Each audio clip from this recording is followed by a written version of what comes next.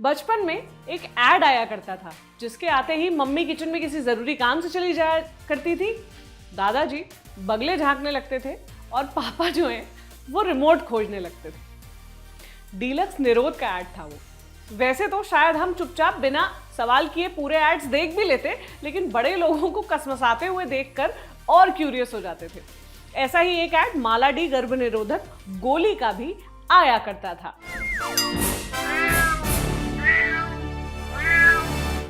Hi friends, मैं हूं प्रतीक्षा और आप देख रहे हैं ऑर्डिनरी का स्पेशल शो म्याऊं। और आपको अब तक आइडिया लग गया होगा कि आज बात हो रही है नॉटी एड्स की। नहीं, असल में बात हो रही है गर्भ निरोध यानी कॉन्ट्रासेप्शन की। पिछले कुछ दिनों से हम NFHS यानी नेशनल फैमिली हेल्थ सर्वे की अलग अलग फाइंडिंग्स आपके सामने ला रहे हैं। जैसे बीते दिनों हमने आपको बताया था कि महिलाओं में किस तरह घरेलू हिंसा को लेकर यह समझ बनी हुई है कि उन्हें पीटा जाना ठीक है। इसी सर्वे की एक और रिपोर्ट कॉन्ट्रासेप्शन पर है। इस रिपोर्ट में आई चीजें मैं पहले आपको बता देती हूँ शॉर्ट में। भारत में 10 में से 1 से भी कम पुरुष कॉन्डम का उपयोग करते हैं, यानी कॉन्डम का इस्तेमाल करने वाले पुरुषों की संख्या 10% से भी कम है। सिर्फ शहरों की बात करें तो भी संख्या कोई बहुत अच्छी नहीं है। शहरों में लगभग 13% पुरुष ही कॉन्डम का इस्तेमाल करते हैं।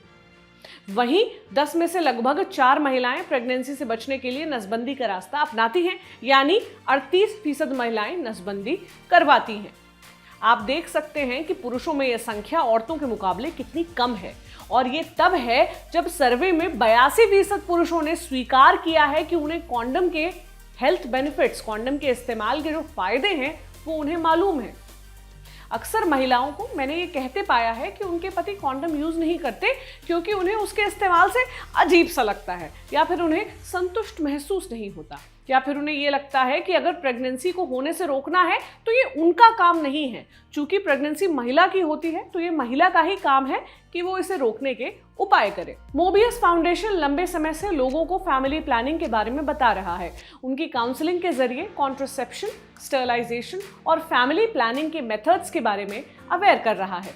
हमने उनके CEO डॉक्टर राम से बात की और जाना कि इस काम को करने में उन्हें कौन सी कठिनाइयों का सामना करना पड़ता है। जो हाई टोटल फर्टिलिटी रेट वाले जिले हैं, खासतौर से उत्तर प्रदेश और बिहार में ज्यादा है। यूपी में कुल 11 जिले इसमें आइडेंटिफाई किए गए हैं। और हम लोग अभी बहराइच, जहाँ हमारे कलीग श्रवण काम कर रहे हैं, और बहराइच, यहाँ इन 2 जिलों में काम कर रहे हैं। और यहाँ समस्या वैसे अभी एक पखवाड़ा भी चल रहा है जिसको हम लोग NVS फोर्टनाइट, मतलब पुरुष नसबंदी पर पखवाड़ा, क्योंकि हम लोगों ने ये सोचा कि कल्चरली और पॉलिसी भी उसी तरह की है कि ज्यादातर महिलाओं का ही जो गर्भ निरोधक उपाय है या कंट्रासेप्टिव्स है वो सारी उस तरफ ही जा रही है, पुरुष कम है। तो इसलिए एक फोर्टनाइट, जिसे 1 हफ्ते के लिए और बढ़ाया गया, उसमें चल रहा है। और अभी श्रवण एक पुरुष को जो है, जिसको हम लोग NSV या नॉन स्कैल्पल वेसेक्टोमी कहते हैं, जो जिसमें बिना किसी टाका चीर फाड़ के, और ये मिनटों का काम है। तो उसमें सबसे बड़ी दिक्कत होती है पुरुषों को, खास तौर से ये कन्विंस करने के लिए, क्योंकि जैसा मैंने कहा कि सामाजिक तौर पे और सांस्कृतिक तौर पे दोनों तरह से कुछ है, हमारे यहाँ भ्रांतियां हैं। सबसे बड़ा रोल इसमें काउंसलिंग का है।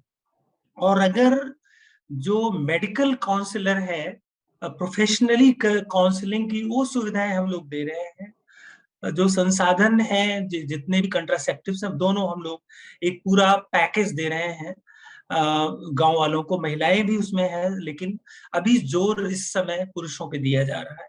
मैंने मोबियस फाउंडेशन के श्रवण से भी बात की। श्रवण रोज ग्राउंड पर जाते हैं, लोगों से मिलते हैं।